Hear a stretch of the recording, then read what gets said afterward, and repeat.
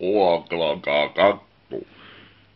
Asette poissa luedi vuokuntanut autapassa ultimamente. Allu. Sì, l'altro dia vino una uscita de peluche a llamar a mi puerta, sí. Era muy guapa, sí. Y ella quería entrar y yo le dejé pasar. Pero que ya estáis pensando cosas sucias, porque tenéis el cerebro sucio, porque sois jodidos humanos. Pues ¿sabéis lo que pasó? ¿Sabéis lo que pasó? Quiero contaros algo, sí.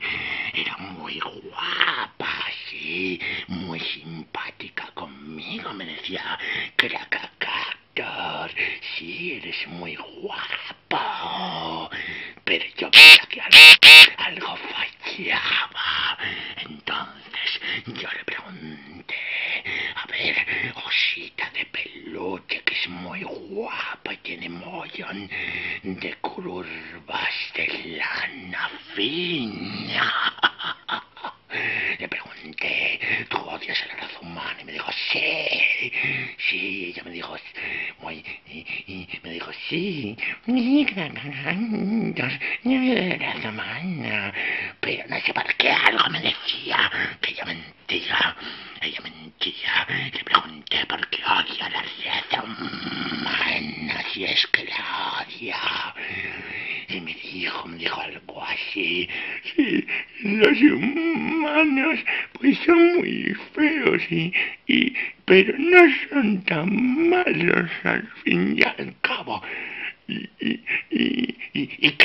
¿Y qué? Le dije, tú has venido que tú eres una espía, sí, eres una espía. Confiesa, sí. Confiesa, eres una espía. Y Krakakator, ellos me han enviado. ¿Quién? ¿Quién te envía? Dime. Pues los humanos, Krakakator. Pues sabes lo que les dije. Pues vete con los sucios humanos. Me da igual como seas. Eres un prohumano, eres prohumana.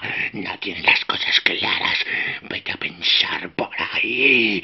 Si te encuentras a algún humano por ahí, les dices que los voy a matar a todos. Sí.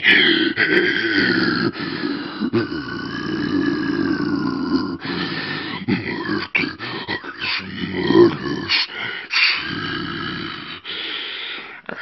Otra vez, no puede ser, me voy, me tengo que ir, sí, me voy a esconder, sí, me voy